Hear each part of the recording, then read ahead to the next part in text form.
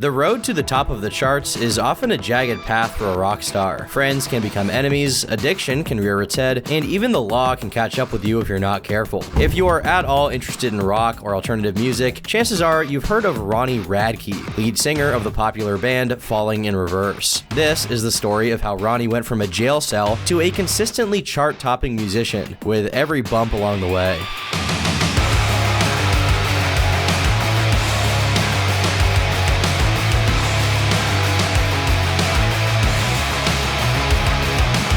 We all got roads we have to travel down, and we all have things we have to learn about. But today, you're going to learn a little bit about me.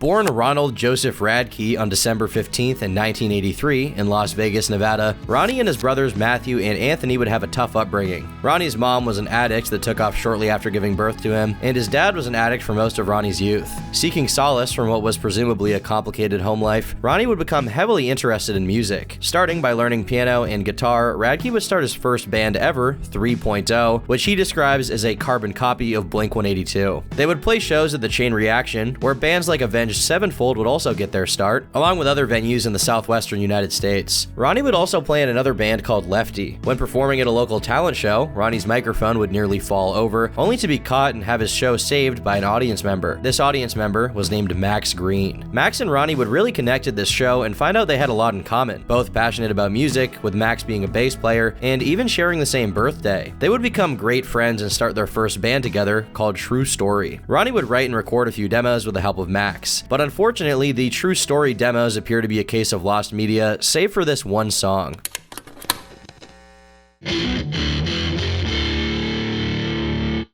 In 2004, Max and Ronnie would come into contact with Brian Monty Money, who at the time was looking for a singer. Robert Ortiz would join shortly after on drums, with Omar Espinoza on guitar and Carson Allen on keyboards, finishing off the founding lineup of Escape the Fate. The band recorded their first self-titled EP, featuring an early version of Not Good Enough for the Truth and Cliche, with a video, which would become a legendary emo anthem, with hundreds of millions of plays up to today. My Chemical Romance was perhaps the most talked about rock band around the time Escape the Fate would be formed.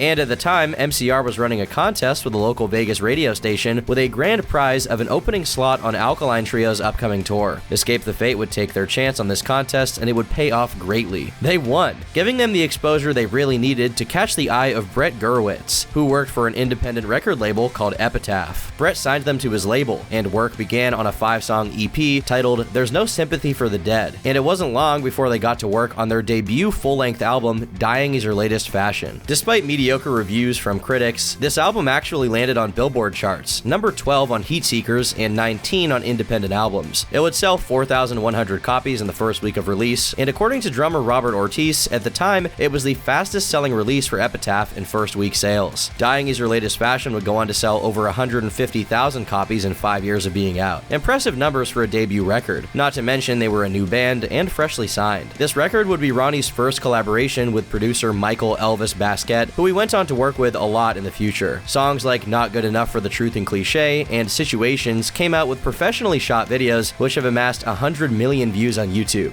Situations showed the band clad in teased emo hair and covered in tattoos. In the video itself, they take over a high school, causing mayhem, and then ending playing their song in a cafeteria with strippers and onlooking students. This was Ronnie's first chance to really show the world that he was a truly unique character, armed with a unique and very recognizable voice and even a sense of humor. While the band's start had been nothing but incredibly successful, Ronnie began to show his proclivity to get into trouble. Around this time, he would appear on the show LA Inc., trolling the entire production. Ronnie walked in visibly intoxicated, requesting a tattoo for a memorial of his pet Clydesdale, which died when he was 5 from choking on pizza. He later told fans this was a huge joke, but still got a tattoo of the horse, named Butternuts, permanently on his leg. While this in and of itself is pretty funny, many speculated that Ronnie had a drug problem, and it wouldn't be long before his habits would start to get out of hand. He spent a short time in jail for excessive traffic tickets, and as a result, Brett would entrust Ronnie's best friend and bass player, Max Green, with immediately taking Ronnie to rehab. Ronnie was at risk of losing his position as the singer of his band. According to Ronnie himself, his own use was openly known. Meanwhile, Max was hiding a dark secret from the rest of his band. He was just as much of an addict as Ronnie. Before heading to rehab to check in together, Max would suggest they stop by their dealer's place to get high one last time. Completely hopeless to temptation, Ronnie would agree. Ronnie would be let back in the band, and they went went on to book Warped Tour that next year. They were even considered for Taste of Chaos, an international tour run by Kevin Lyman, the owner of Warped Tour. But Ronnie's drug-fueled lapses in judgment would suddenly come back to bite him. Ronnie would be challenged by a former associate, Marcel Colquitt, to a one-on-one fight as a result of Radke calling his girlfriend a crack whore. They went to a secluded part of the desert nearby in Vegas. Ronnie brought 3 friends. Marcel brought 4. Their original planned one-on-one fight would quickly turn into a violent gang brawl. Armed initially with brass knuckles and baseball bats, not much time passed before both parties pulled guns and fired shots. On Radke's side, his friend Chase Rader injured Marcel's brother and actually killed 18-year-old Michael Cook. Thankfully, Chase would actually end up getting off on this charge through self-defense laws. Meanwhile, Marcel would take his own life only a few months before he and Radke were set to be co-defendants in court. Ronnie would be sentenced to 5 years probation and ordered to enroll in drug rehab. Additionally, he had to pay $100,000 in damages to the victim's family. Ronnie would fly back and forth for court dates and then back onto Warped Tour during these proceedings. While not firing any shots himself, Ronnie would not show up to any of his parole meetings for months and did not enroll in any rehab program. Violating his parole would lead Radke to be considered on the run, with the feds claiming he was using his fame to get drug money and shelter from law enforcement, before he was finally arrested in June of 2008. Ronnie was charged with concealing and possessing a dangerous weapon in relation to the desert fight, where he had brass knuckles in his pocket. Ronnie then pled guilty to a lesser charge of battery with the hopes of getting a minimal prison sentence. Unfortunately for him, he was sentenced to 2.5 years in High Desert State Prison in Nevada. I pleaded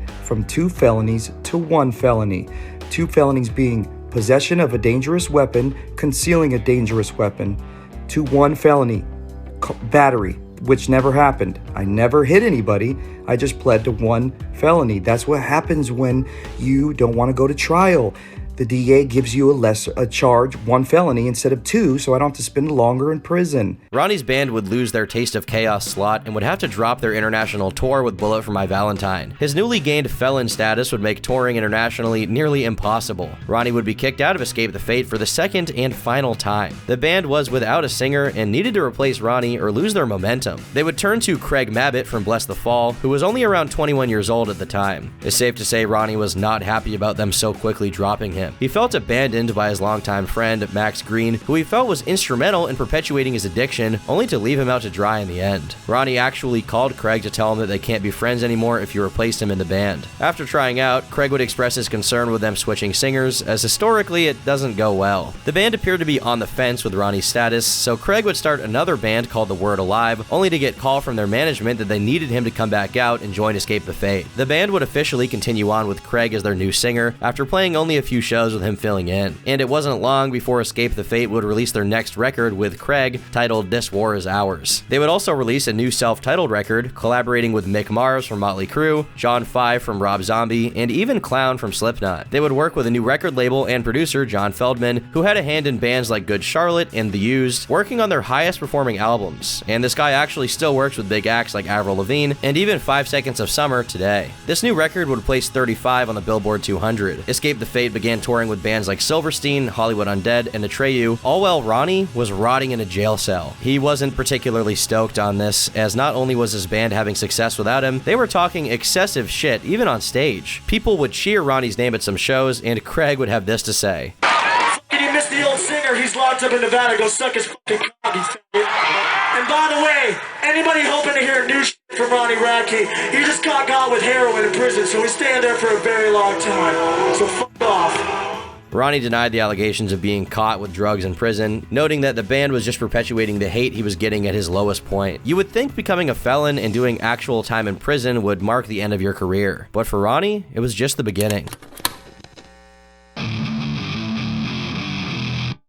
Ronnie Radke didn't let this time behind bars stop him from creating. He began writing music in prison and started a band with a friend and bassist, Nason Schaffler. According to Ronnie, their goal was to mix Under Oath songs with Katy Perry choruses. He wrote some songs about his mom, and others about his disdain for his former band. Originally called From Behind These Walls, they later changed the name to Falling in Reverse. Through Nason, Ronnie would come into contact with virtuoso guitar player Jackie Vincent and rhythm guitarist Derek Jones, finally completing the lineup with Ryan Seymour Seaman on drums. Ronnie was released from prison in December 2010 and immediately got to work recording his new music with his old friend and producer from Dying Is Your Latest Fashion, Elvis Basquet, also receiving support from his old record label, Epitaph. Signed to a label out of the gate, their first single, Raised by Wolves, would release in June 2011 with a music video to support their album, The Drug in Me Is You, the following month. The album's self-titled song was also singled with a video, along with I'm Not a Vampire, which would feature then alternative icon, now turned makeup titan, Jeffree Star. These videos would show that Falling in Reverse was a flashy band with crazy rock star hair and outfits, but also that they were highly talented players. Ronnie again shows his self-awareness in these videos, often using his checkered past as a punchline. While the position of bass player would become a revolving door, the lineup would mostly stay the same for now. While getting mixed reviews generally, the alternative media loved this record and celebrated Radke's return, with alternative press giving Falling in Reverse many awards that year. And songs from this album are still remembered today, with Good Girls, Bad Guys recently exploding on TikTok, although maybe not for the right reasons. The Drug in Me Is You is considered an alternative classic and still heavily enjoyed today, with multiple songs with hundreds of millions of streams on Spotify. They would book their first live shows with Vampires Everywhere, fronted by Michael Vampire, who Ronnie later helped write an album under the name Dead Girls Academy, later even co-directing music videos for him. You can even hear Ronnie's voice in the background of their song Find a Way. Due to guitarist Jackie Vincent being from the United Kingdom, immigration issues would cause them to push their first shows to Warped Tour 2011, playing only 5 shows toward the end of the tour cycle. Kevin Lyman, owner of Warped Tour, decided to give Radke another chance. As stated in interviews, Kevin just wanted to forget about Ronnie's earlier antics and start their relationship over with a clean slate. After playing a few secret shows under the name Goodbye Graceful, a song title from their new album, Falling in Reverse toured with bands like Black Veil Brides, Eyes Set to Kill, and We Came as Romans. They embarked on their first official tour in early 2012, at the same time as announcing that their second bass player was now out of the band. Their statement on this issue was rather vague, likely as not to embarrass him and part ways amicably. That was until the bass player would state that he couldn't work with the dynamics of the band. Ronnie refuted this, saying that Micah was fired because he couldn't tune his bass and was an asshole. Around this time, the bass player of Escape the Fate and Radke's former best friend, Max Green, returned to his old habits. Max overdosed on heroin in 2010, even passing out on stage a year later in front of hundreds of adoring, screaming fans. This forced Escape the Fate to cancel their European tour, jeopardizing Max's position in the band and making him the new source of trouble since Ronnie's ousting.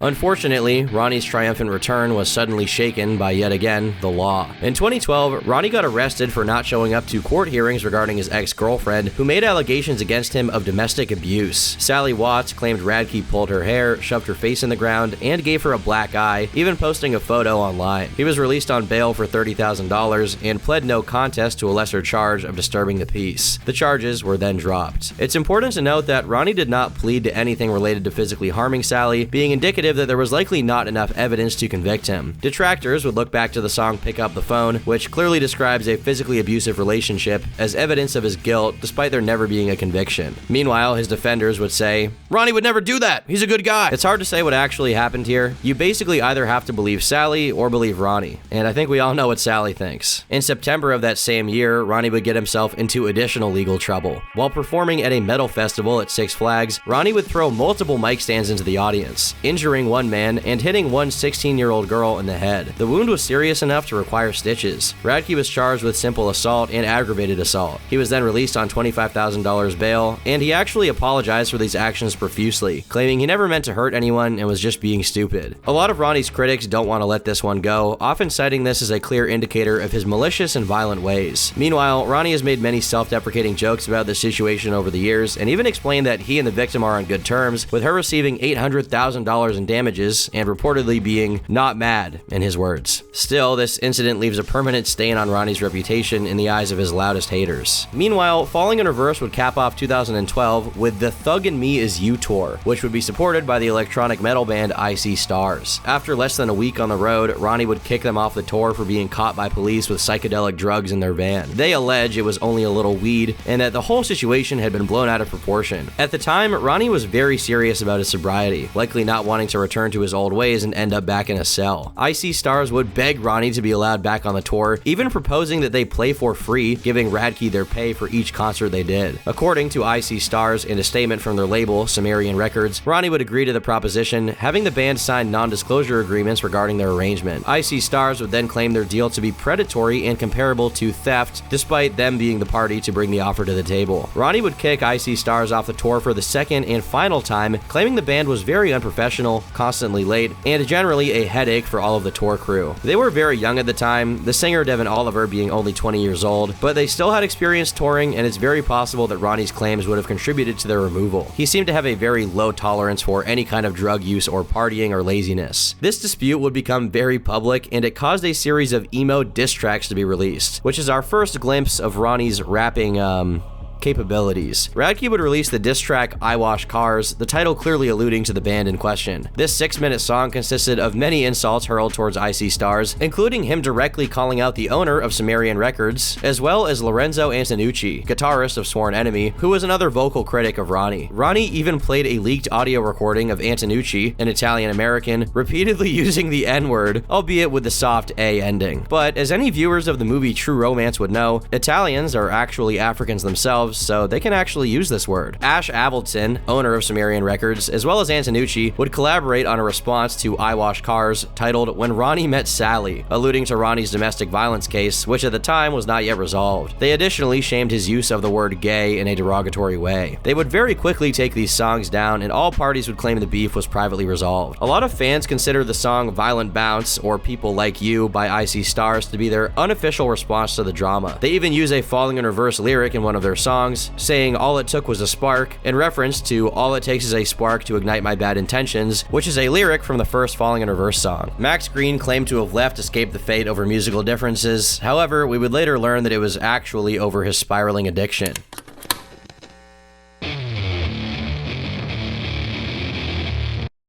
It was time for the next Falling in Reverse album, so Ronnie would release the first single, Alone, a sort of badly aged white boy rap meets metal track, along with a seemingly more seriously toned music video. There's something undeniably hilarious about an emo guy in a suit rapping next to a moving Ferrari. Ronnie himself has heavily cringed at this video more recently on stream, saying he doesn't really like it. Despite the contentious reviews, the song has over 30 million views on YouTube, and it definitely showed Ronnie's willingness to take risks. They also put out a video for the more comedic song, Bad Girls Club, featuring cameos from Andy Biersack of Black Veil Brides and a Ronnie Radke lookalike who sings for Metro Station. His name is Trace Cyrus, and he's also Miley Cyrus's brother, which I didn't even know, but that's kind of funny. Meanwhile, the video itself has a pretty campy Asian theme, which is pretty funny, but it might not have flown if it was released today. Meanwhile, Falling in Reverse was booked for the latest Warped Tour before suddenly pulling out of it, due to Ronnie expecting his first child with then-fiancé, Chrissy Henderson. The band would release 2 more singles, Born to Lead, which had a style similar to Dragon Force, which showed the band had some incredible technical talent, as well as Fashionably Late, which is a very catchy, tongue-in-cheek track about cheating on his girlfriend with all of her friends. In spite of the many live performance cancellations, the band would release their entire album for free on Epitaph's YouTube channel. Fans could listen to it early before its official release on June 18th, 2013. Hot Topic would also host a free live broadcast of Falling in Reverse playing live to celebrate. Ronnie would give an interview with Alternative Press, expressing his changed state of mind as a result of his fatherhood. He said he felt the new instinctual need, as many parents do, to be present and protective of his child. He also claimed to have changed his views on women, as his prior womanizing activities would now be a thing of the past. Unfortunately, his relationship with Chrissy didn't last long, as she would allege Ronnie cheated on her while she was pregnant with their now daughter, Willow. Meanwhile, tragedy would strike Ronnie's family on August 10th of 2013. Ronnie's older brother, Anthony, an avid motorcyclist, would be killed in an accident. Ronnie made some posts grieving the loss of his beloved brother, saying he was heartbroken and that it didn't seem real. Ronnie would also release a song called Brother detailing the events and his feelings surrounding them. He revealed that he felt partially responsible for the accident, as Anthony had called Ronnie shortly before his death, and maybe Ronnie not answering led to him getting on the road in the first place, going towards his younger brother's house. Anthony left a wife and 5 children behind.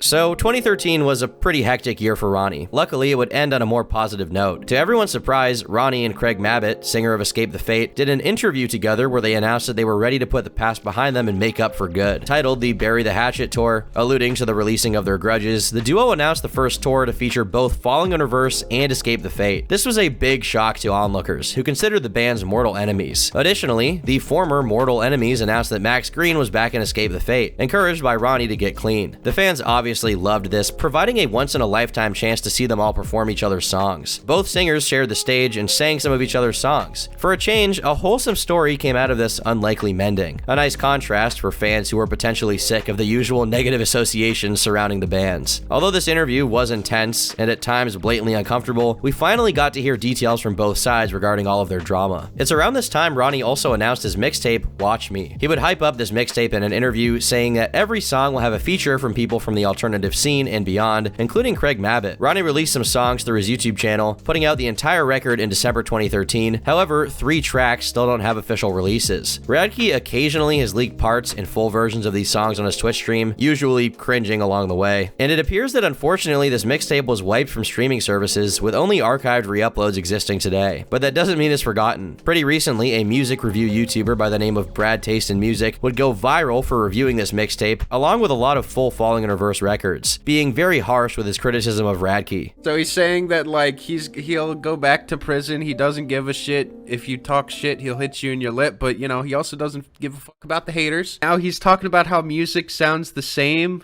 and you can't be a free artist. What the fuck is happening? Ronnie, of course, didn't take this lying down and would respond accordingly. He did literally the lowest thing that anyone could do, which is go after videos on him by a smaller creator. Basically blocked all the Cringe the Album videos. So yeah, if that was your favorite video, me shitting all over Ronnie Radke, and I'm sorry to inform you that that he's taken liberty and he's removed it from the internet. This then started a flame war on Twitter, wherein Brad would call Ronnie a horrible person, and the rest of the world would also chime in, including the most popular music channel on YouTube. Now most recently with Brad Taste in Music, hitting him up in DMs to relish in the fact that I guess Ronnie had some of Brad's videos taken down, which man, he's really loving. He's really loving that. So sad, so fragile, so sensitive. Now at the time this went down, I actually made a video about this on my other channel where I talked about this and said I didn't really like that Ronnie was engaging in this behavior, whether he personally filed the claim or not. To celebrate the censorship of criticism under the guise of protecting intellectual property is really dumb, and I didn't really see why Ronnie would even care, considering that he's like a multi-millionaire, musician, and Brad is just some fucking guy on YouTube. No offense, Brad, I am too. Well, at the time, Ronnie actually messaged me personally about this on Instagram to tell me he hadn't seen my video, but if what I was saying in the video was that he had taken down Brad's video actively, then I needed to correct the record. In his own words, he was only cheering on what his label had done, and he himself did not actually get the video taken down. Anyway, back to 2014. Max Green suddenly left Escape the Fate, and to everyone's surprise, he joined Falling in Reverse less than a week later. For the first time since Ronnie went to prison, Max and Ronnie were in a band again. Even better for fans, they would get to see the iconic duo on stage together for Warped Tour that year. Unfortunately, this era would only last a few months, as Max would leave on vague but amicable terms. We can only hope this is unrelated to his former habits.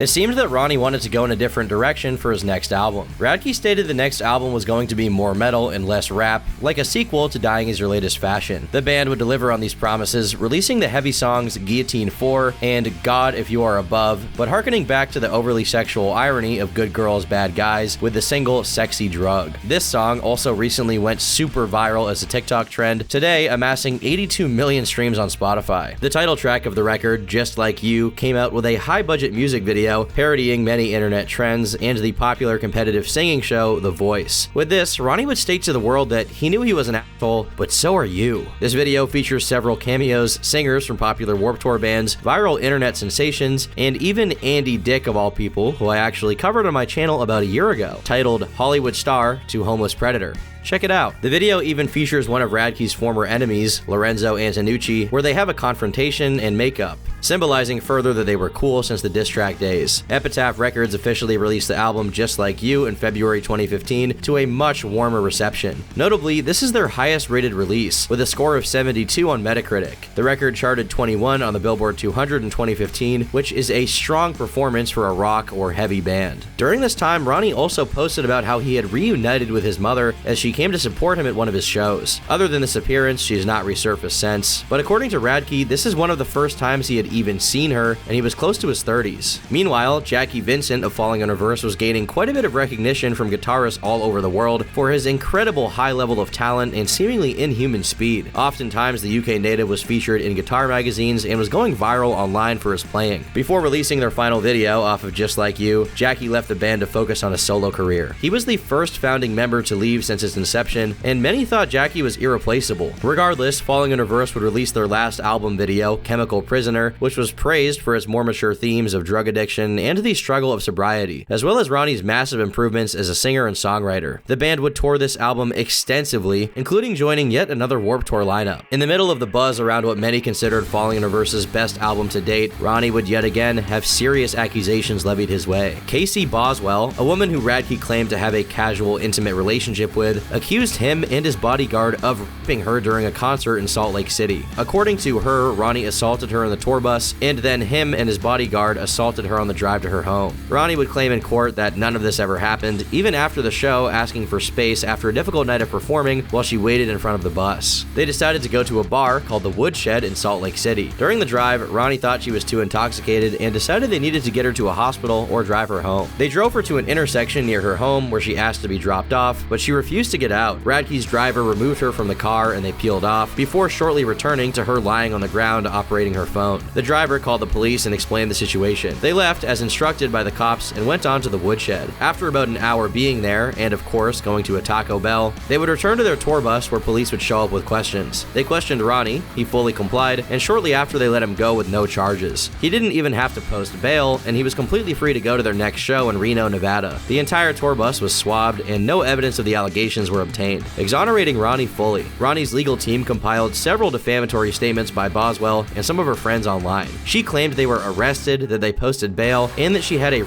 kit with evidence, and that there were witnesses to her side of events. Ronnie sued Boswell for defamation, seeking $15 million, although there's only evidence she paid him $6 grand as a result of him winning the suit. Meanwhile, some suspect he got a bit more, as he claimed on TikTok he got a lot more than was documented.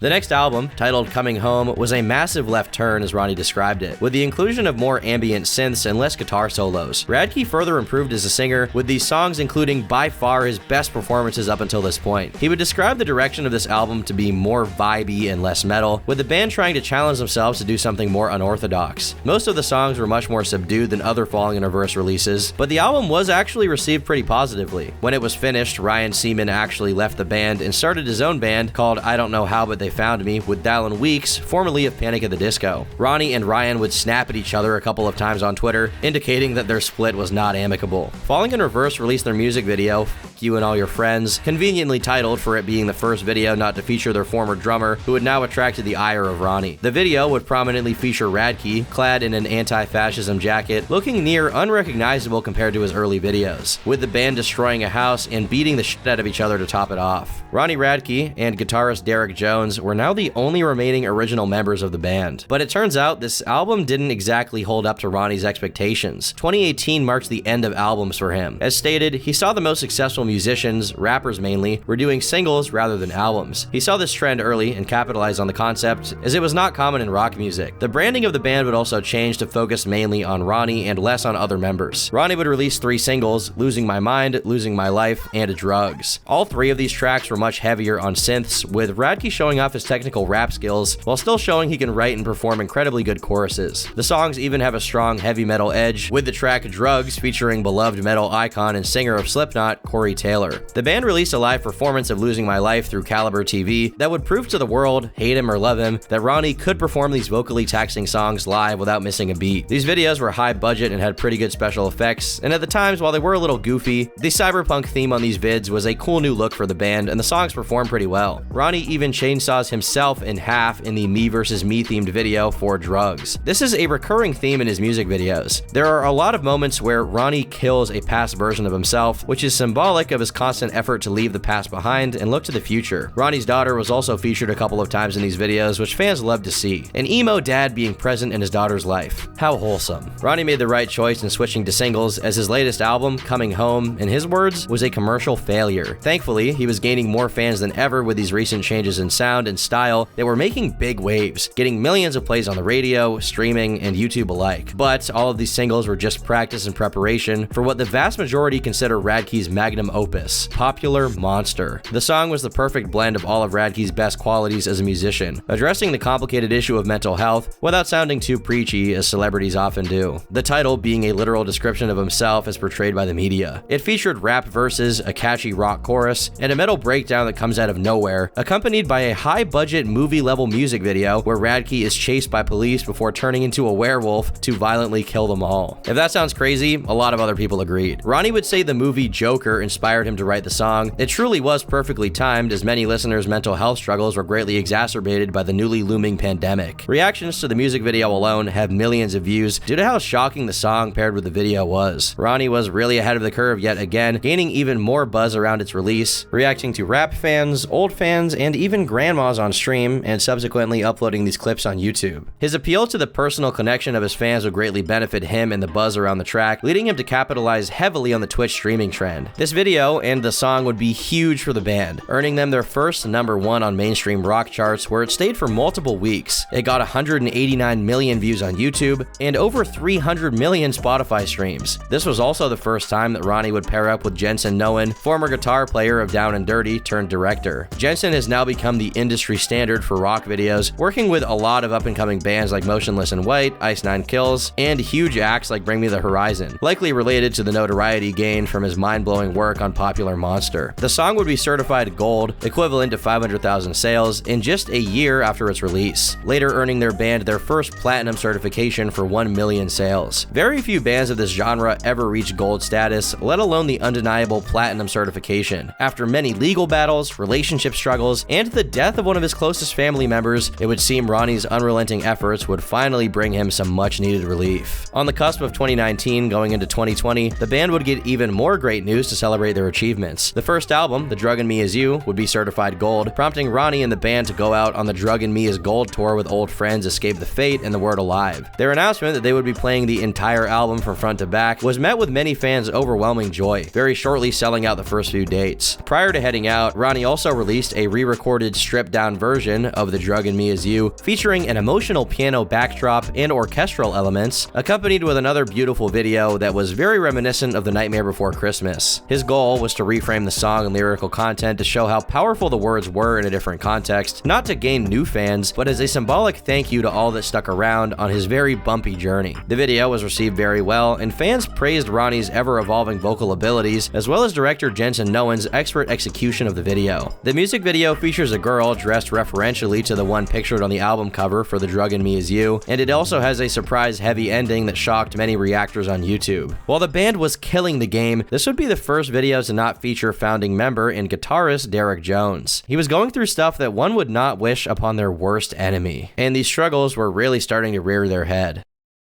Derek Jones had been with his girlfriend, Christina Setta, for 5 years before proposing to her in 2015. With only 1 year since their engagement, Christina was diagnosed with cervical cancer. While shocking for the couple, they would mostly keep this news private, and Christina seemed to combat the disease well for a few years. In March of 2019, Derek would reveal the cancer was rapidly spreading through her lower left side, and opened up a GoFundMe page to help fund her expensive cancer treatment. Ronnie released a new merch item around this time, the Stina Benefit Tee, sending all profits to his friend friend and longtime bandmates GoFundMe. Derek would state, "She is my life and the best thing to ever happen to me. We've been together for 10 years and I'm looking forward to 100 more together. We've shed so many tears over the last few weeks, but we're trying to keep our heads up. We will get through this, but she'll need all the help, love, and support from everyone. Christina deserves it all. Above all, she deserves a chance at a long life, a chance to build a family of our own, to be a mother and wife like she's dreamed of." After raising nearly $50,000, sadly, her family announced her tragic passing on November 18th, 2019, just 2 days before the release of Popular Monster. The band canceled their fall tour as a result, and Derek would not appear on stage or in videos ever again. Losing your life partner of 10 years would be enough stress to drive even the most sound minds to the edge. Derek was no exception. Only months later, Derek's own passing would be announced, shocking fans even further as he was only 35 years of age. The media would release no clear cause of death, leading fans to speculate he took his own life, likely in relation to his fiance's tragic passing months before. Ronnie would aggressively rebuke these statements, claiming that he did not take his own life and that people speculating were disgusting to even consider it. But fans wanted answers no matter how invasive, and Radke would only answer with every single one of you. Ronnie's more recently released autobiography, I Can Explain, would go into more detail of the incident. Radke would state Derek had been heavily drinking for a long period of time, and at one point was so drunk that he fell, hitting his head fatally. His official cause of death was a subdural hematoma, bleeding in the brain caused by a traumatic injury. Ronnie would post many photos of them together, grieving the loss of the guitar player who had never left his side. Radke would reminisce, "I'll never forget when you picked me up from jail in your old tour van to start Falling in Reverse. Your spirit will be interwoven through the music I write forever. Rest in peace, Derek Jones. My heart is broken." With Derek's passing, Ronnie Radke would officially be the final remaining original member of Falling in Reverse. As the marketing of the band shifted to using only his image, it would seem this portrayal would imitate life. It was Ronnie alone, and Ronnie was alone. Amidst the recent tragedy, Ronnie would continue to soar as a public figure, coming to dominate the platform of Twitch. Falling in Reverse had to cancel their next tour due to the pandemic, but Ronnie was one of the first musicians to explode in popularity on Twitch during this time. Typically spearheaded by gamers, Twitch as a live streaming platform would see a massive increase in users during the lockdowns. Ronnie again saw this trend before a lot of other musicians did, and used it as an opportunity to connect with fans more when playing live shows wasn't an option. He did reaction streams, sometimes reacting to fans, other times to his old cringy appearances. He played games, he even did prison cooking streams, and joined his girlfriend Soraya of professional wrestling fame for some wholesome couple content. He streamed with many of his friends in the industry, including the Escape the Fate guys. He did not pull any punches when streaming with longtime friend and Escape the Fate drummer Robert Ortiz, but these streams generally highlighted his sense of humor and love for the fans that took him so far. Ronnie would climb to be the third most subbed Twitch account, at one point having 34,000 active subscribers, which is an insane number for a musician to reach on a gaming platform. Ronnie would set sub goals to leak some of his older unreleased music, and even released a B-side from Coming Home called Carry On, which is the last recording to feature Derek Jones. Ronnie realized the power of live streaming and was quick to hop on the production of a live stream concert series. He announced Live from the Unknown, a 2-part high production live stream concert series to be premiered on his Twitch channel. These live shows were ticketed, and just like the music videos, were high production features with Jensen directing. These streams had the band superimposed on a seaside cliff and even on a rooftop with bullets and helicopters hailing about. Ronnie performed many fan favorites and some songs that had never even been played live with a mostly new lineup. Notably, viral internet drummer Luke Holland would join the band at this time, and he remains their touring drummer. Coming up on YouTube, Holland amassed millions of views doing drum remixes of popular dubstep, metal, and even K-pop songs. He played with several famous acts like The Word Alive, Jason Richardson, and even Ronnie's old enemies and Icy Stars, contributing often to their recordings. At one point, Holland even played in Playboi Carti's band, who would soon attract the fury of Ronnie.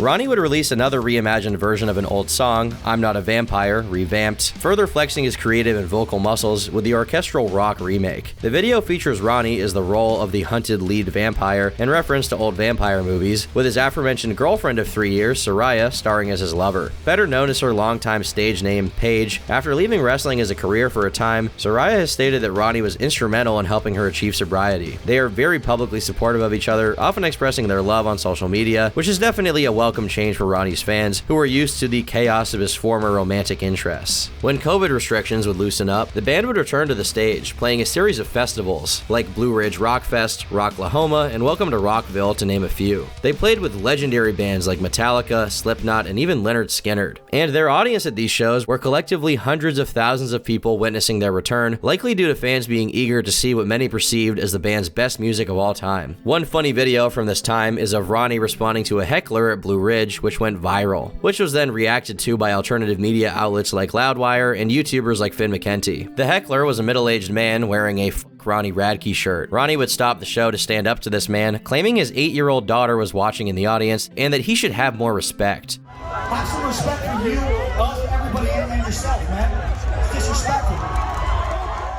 Ronnie would threaten violence towards the heckler and said, "If I don't beat your ass, my dad's biker gang will," attracting some reactions from fans as being a bit cringe. After a massively successful return to the live scene, the band would release the next song, titled Zombified, tackling the contentious issue of cancel culture, a subject becoming highly relevant in Rogan-esque circles, depicting the trend following masses as zombies. Radke's message was to underline how sensitive society has become and that we all need to laugh a bit more. The video would show the band as heavily armed zombie hunters escaping hordes of attacking zombies, even featuring a reference to the Six Flags mic stand incident, with Radke throwing a mic stand directly through a zombie's head. The Blue Ridge Rock Fest heckler would also not be spared. The video, directed by Jensen again, has gained 36 million views on YouTube, and eventually the song would go gold, with many fans enjoying the themes that were relevant to Radke's story. Radke announced with his song that it would be a part of an upcoming EP titled Neon Zombie. This EP never actually materialized, but this song would be in line with one other subsequent release that basically fit the mold. Selling out shows and even tours became a regular occurrence for the band. They truly had come a long way from Thurman's first day at school. You might think the legal issues for Ronnie would be in the past at this point, but you would be mistaken. Unlike the past dealings, this time Ronnie would be the accuser. In 2020, Playboi Carti was in the midst of promoting his highly anticipated Whole Lotta Red album and dropped a heavy metal themed merch line to support the release. One shirt would feature an upside down crucifix with the words "falling in reverse" strewn across it. Ronnie would gain knowledge of this and publicly call out Carti on his Instagram story, demanding him to cease and desist selling the shirt in question. This was confusing to many onlookers, as it would be incredibly hard to believe Carti had never heard of the band, since he was clearly influenced by emo and metal culture. With no response, Ronnie took legal action. Though we don't know the details, in January 2022 they reached a settlement. Next, the band released Voices in My Head to, again, a massively positive response. The video features a bald Radke donning the prison orange, levitating like a monk, and then moving into a compilation of Ronnie violently killing clones and former versions of himself. The end of the video has a slow-mo Matrix-type fight scene against hundreds of clones over the heaviest part of the song. Fans praised the spectacle and noted its clear rivalry in quality with any special effects in high-budget movies today. Since its release, it's amassed 60 million views and just hit 100 million streams on Spotify.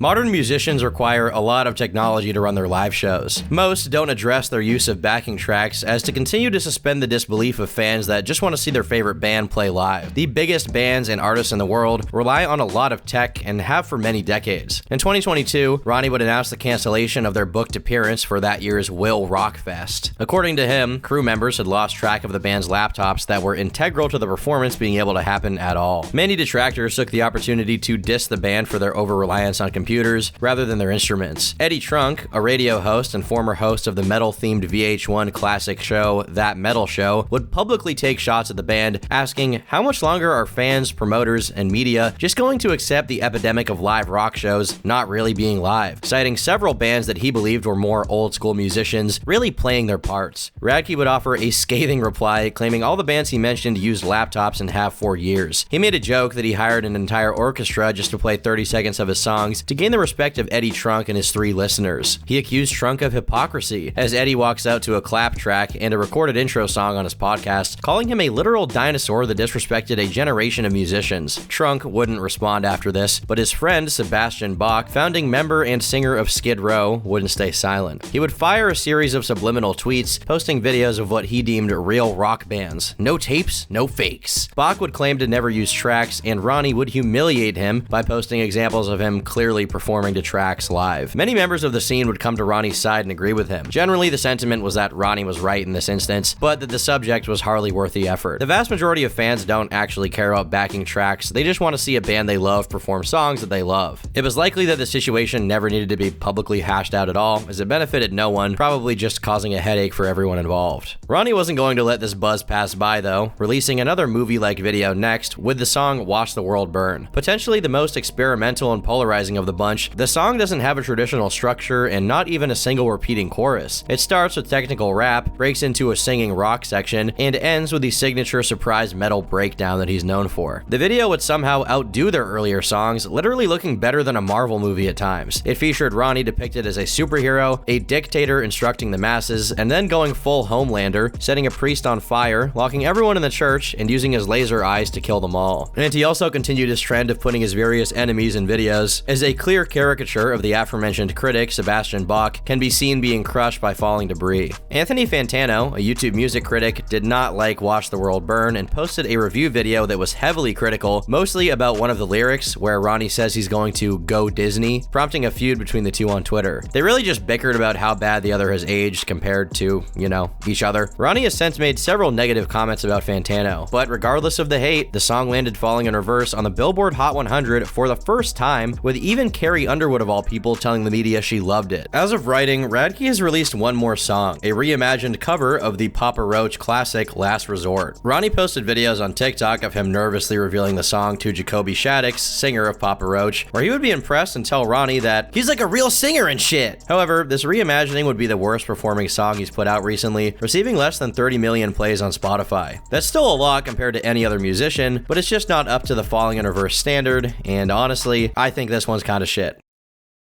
During his entire existence on Twitter, onlookers usually come to the conclusion that Ronnie is an extreme reactionary. No anime profile picture was safe. Ronnie would respond to anyone regardless of follower count, especially viciously if any of their statements are defamatory towards him. From finding negative Instagram comments and posting an embarrassing photo of them on a story for 1 million people to laugh at, to literally threatening to sue a faceless Twitter user for defamation, Ronnie's not afraid to confront anyone. And it's not only in response to negativity. Ronnie has been known to make controversial political statements, most notably starting week-long back and forths between him and Twitter users over trans issues. Often Ronnie would trade blows with pro-trans users, at one point saying, "So if I just say I'm something I'm not, you have to accept it? Cool, I'm black now. Where's my reparations?" He also later changed his name to Michael Jackson on Twitter to supplement the joke. Radke opened up a TikTok account around 2021, starting with a day in the life of Tor and funny videos with his girlfriend, but it eventually devolved into strictly comment-response videos, usually aggressively defending himself to more faceless users. Ronnie was accused of assault on Twitter with essentially no evidence, which prompted him to respond by calling the accuser massive and telling her that he will take every last dollar from her for defaming him. The girl claimed he choked her 8 years prior at an event. This sparked some discussion among fans and detractors, notably from Andy Czak, singer of the band Monuments. Andy tagged Ronnie in the accusation, hoping he would address the truth of the matter, where Ronnie would in return threaten him about getting involved in something he can't get out of. Andy was shocked at the response, saying responding with an additional violent threat was unnecessary and that he was simply trying to make the scene a more inclusive space. Ronnie responded saying he was just pandering and hopping on the Ronnie hate train, asking him to imagine what it would be like if he was constantly misunderstood and accused. Andy would express his disdain at many of his heroes and Warped Tour icons ending up being predators, and expressed that it ruined a lot of his prior enjoyment of them in relation to this issue. Then would come Andy's biggest mistake. Andy called Ronnie the Bill Cosby of alt music, with his evidence being the amount of accusations levied at Radke rather than their validity. Ronnie would issue a scathing TikTok response saying Andy was just some guy he's never heard of talking shit to gain some buzz off of his name. Ronnie would end it with the tweet, "Guys in bands I never heard of talking shit, dudes in bands I grew up on, listening to and fully support me." He later added, "I'm gonna start doing what Andy does and blame it on autism every time I say something crazy." All of these tweets, aside from the last one, have been deleted since, and they're pretty tough to track down. Radke was quite outspoken on the issue of trans women, often using his TikTok and Twitter platforms to share his concerns. Ronnie would get entangled in the controversy of trans influencer influencer Dylan Mulvaney, supposedly being sponsored by Tampax. Radke went on to tweet that a trans person being sponsored by a tampon company is extremely offensive to women and mocks their biology, minimizing the struggles of being a woman in relation to their period. Radke would be notified by fans that he was now shadow banned on Twitter, meaning that his profile didn't show up in search bar results. Unfortunately for Ronnie, it would turn out that he was wrong about the situation, as Tampax commented they had no affiliation with Dylan Mulvaney. Dylan was just showing the products on social media, unrelated to any sort of brand deal or agreement. All of the tweets were subsequently deleted. But Ronnie's outspoken opinions on these controversial subjects would land him a permanent ban on his TikTok account. He claims that the reason for this was a video where he replied to a comment saying, "Biological women don't want to be called cisgender." He would leave a final lament saying, "America has fallen and free speech is dead." Before Ronnie's final removal, he would launch accusations toward another popular band in the scene, Motionless in White. Motionless in White is a metalcore band that wears full-face goth makeup on stage and has garnered hundreds of millions of streams over their past few records. While not as successful as Falling in Reverse, they often come up in relation to the band, sharing a lot of spaces in the scene, such as stages like Warped Tour, radio play on Octane, and even touring together at one point. For their newest album, the band decided to work with none other than director Jensen Noen for the video for their single Werewolf. The video would be a horror-themed high-budget display set in a graveyard where many of them would turn into werewolves themselves, including singer Chris Motionless. Ronnie would be very critical of this move, claiming they copied the entire concept of transforming into a wolf from the end of the popular Monster video. Even worse, Radke would state that they were warned by the director regarding the similarities and still went through with it. Motionless in White fans argued with Ronnie in favor of the band, but they themselves never made a comment on the accusation. Ronnie would later say it's okay to be inspired, but it still annoyed him to be copied in such a derivative way, and that they did it all the time. He additionally mentioned their use of the movie poster aesthetic on their tour ads, much like Ronnie has done over the last few years. He would cap off the drama with a final insult to the fan base, saying, "Motionless in White is just Breaking Benjamin for trans people."